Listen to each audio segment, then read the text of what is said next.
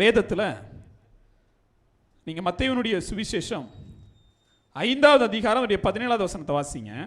நியாய பிரமாணத்தை ஆனாலும் தீர்க்க தரிசனங்களை ஆனாலும் அழிக்கிறதற்கு வந்தேன் என்று எண்ணிக்கொள்ளாதீங்கள், அழிக்கிறதற்கு அல்ல நிறைவேற்றுகிறதுக்கே வந்தேன். நியாய பிரமாணத்தை இருந்தாலும் சரி, தீர்க்க தரிசனங்களை இருந்தாலும் சரி, என் யாசுவா எதற்காக வந்தார்? அதை நிறைவேற்றுவதற்காக வந்தார் இல்லையா? அவர் நிறைவேற்ற வந்தார் என்று சொன்னார். இந்த கமாலியல் அவருக்கு நண்பனா எதிரியா? கமாலியல் யாரு? நியாயப்பிரமாணத்தையும் தீர்க்க தரிசனத்தையும் நம்புகிறவன். கமாலியல் அந்த நியாயப்பிரமாணத்தின்படி நடக்கிறவன், தீர்க்க தரிசனம் நிறைவேற காத்திருக்கிறவன். யாசுவா இப்ப யாருதான்? இதை நிறைவேற்றும்படியாக வந்தவர். அப்போ கமாலியலும் யாசுவாவுக்காக தான் ஊழியம் செய்கிறான். ஆனால் தீர்க்க தரிசனம் நிறைவேறா இல்லையா என்கிற கேள்விதான் அவங்களுக்கு. தீர்க்க தரிசனம் உரைக்கப்பட்டுச்சு யாசுவா வருவார் என்று சொல்லி. அது இவர்தான் என்கிற நம்பிக்கை இல்லாத யூதர்கள் தான் சிலர் இருக்காங்க. நம்ம என்ன நினைச்சோம், யூதர்னாலே கைவிடப்பட்டுட்டாங்க அப்படின்னு நினைக்கிறோம். அப்படி இல்லை. அவன் முற்று முழுதும் வேதத்தை கையில் வச்சு அதை நம்பி அதை தொழுதுகிட்டு இருக்கிறான். ஆனால் அவன் ஒரு தீர்க்க தரிசனம் நிறைவேறினதா இல்லையா என்கிற சந்தேகத்தில் இருக்கிறான். அதனாலதான் வேதம் சொல்லுகிறது, புறஜாதிகளிடத்தில் ரட்சிப்பு முடிந்த பிற்பாடு மறுபடியும் அந்த ரட்சிப்பு எங்க போகுது? யூதர்களிடத்தில் மறுபடி போகுது. மறுபடி அவரை சேர்த்துக் கொள்கிறார். அப்ப இன்னைக்கும் அந்த நம்பிக்கை வந்துருச்சுன்னா அவன் மெசியாவை ஏத்துக்கிட்டானா அவனும் மெசியாவுடைய பிள்ளை தான். அல்லேலூயா. அப்ப நம்ம என்ன நினைக்கிறோம்னா நாங்க மட்டும்தான். அப்படி இல்லை. அவன் நியாயப்பிரமாணத்தின்படி தீர்க்க தரிசனம் நிறைவேற காத்திருக்கக்கூடிய தேவனுடைய பிள்ளை. கமாலியல் சொன்னது தேவனுக்கு உகந்ததாக இருந்தால் அது நிலைத்து நிற்கும். ஒருவேளை இந்த சீஷர்கள் யாரா இருக்கலாம்? தேவனால் நியமிக்கப்பட்டவர்களாக இருக்கலாம்.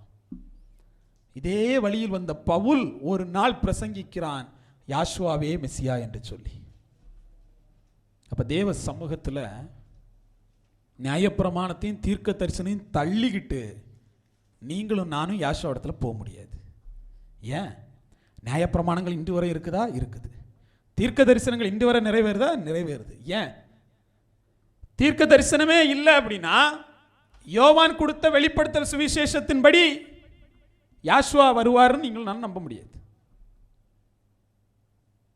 தீர்க்க தரிசனம் இல்லைன்னு வச்சுக்கோங்களேன், வெளிப்படுத்தல் புஸ்தகம் இருக்கா? இல்லையே. அப்ப அவர்களிடத்தில் கொடுக்கப்பட்ட நியாயப்பிரமாணம் தான் நம்ம கையில் இருக்கு. அவர்களிடத்தில் உரைக்கப்பட்ட தீர்க்க தரிசனம் தான் நம்ம கையில் இருக்கு. உங்களுக்குன்னு தனியா என்ன இல்ல?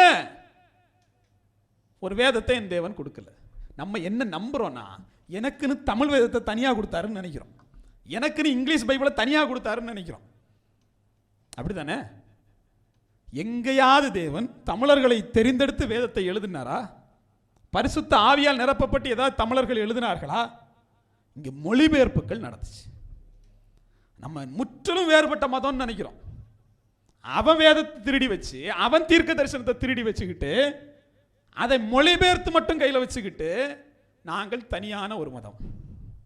ஆமா, ரொம்ப தனியா நிற்கிறீங்க. யாசுவா கூடயும் இல்லை, தீர்க்க தரிசனத்துக்கு கூட இல்லை, நியாயப்பிரமாணத்தின் கூட இல்லை, தனியா நிற்கிறீங்க. இப்ப யாசுவாவை மெசியா என்று அறிவித்தவர்கள் சீஷர்கள், மெசியா இன்னும் வரலப்பா, நாங்கள் மெசியாவுக்காக காத்திருப்பேன் சொன்ன ஒரு கூட்ட யூதர்கள்னு ரெண்டு பிரிவு தான் அங்க இருந்துச்சே தவிர கிறிஸ்தவர்கள் யூதர்கள் அங்க இல்லை. நீங்க எங்கேயாவது இஸ்ரேலில் கிறிஸ்தவர்களை பார்க்க முடியுமா? ஆமா, பார்க்க முடியும். இங்கே இருந்து போய் ரோமன் கத்தோலிக்கல் போய் என்ன பண்றான்? ஒரு சபையை கட்டி எழுப்பி அங்கு கிறிஸ்தவ வழிபாடு நடக்குது. நீங்க இந்த கொடுமை என்னன்னு தெரியும்ல? ஈஸ்டர் முடிஞ்சிச்சுல, உங்களுக்கு முடிஞ்சிச்சுல? ஈஸ்டர் எல்லாருக்கும் முடிஞ்சிச்சு.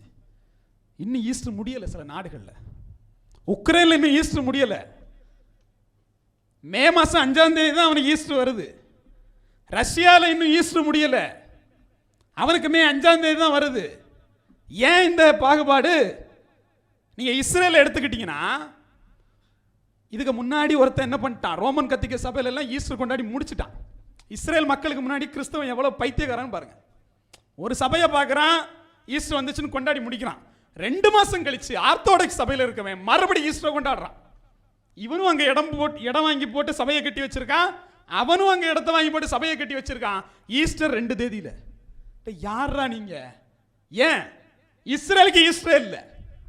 எங்க பிறந்தாரோ, எங்க வளர்ந்தாரோ, எங்க உயிர் தெழுந்தாரோ அவனுக்கு ஈஸ்டர் என்று சொல்லி ஒரு பண்டிகை இல்லை. அவனுக்கு பஸ்கா என்கிற பண்டிகை தான் இருக்கு.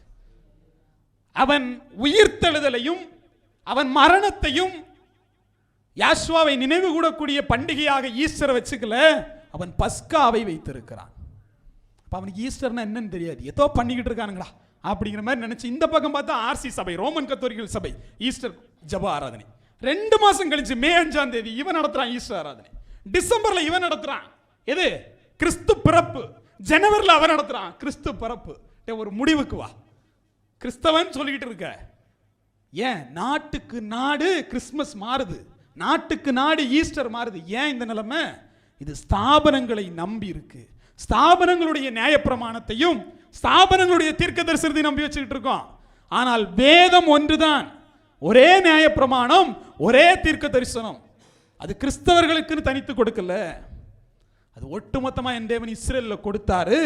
ஆவிக்குரிய இஸ்ரேலாக நீங்க மாறினா அதை ஏற்றுக்கணும். அல்லேலூயா.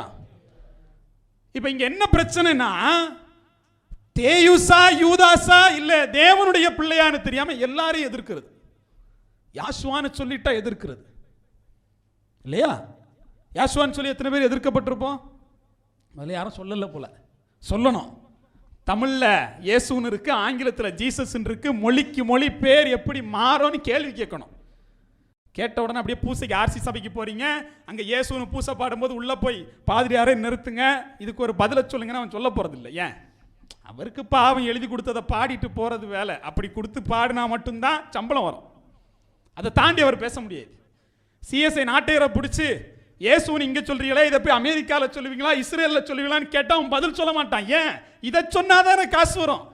எது எழுதி கொடுக்கப்பட்டுச்சோ, எது கற்பிக்கப்பட்டுச்சோ அந்த ஸ்தாபனத்தில் அதை சொன்னாதான் காசு வரும். அதை தாண்டி எதையாவது சொன்னா வீட்டுக்கு கிளம்புன்னு நோட்டீஸ் வரும். அப்படிதானே?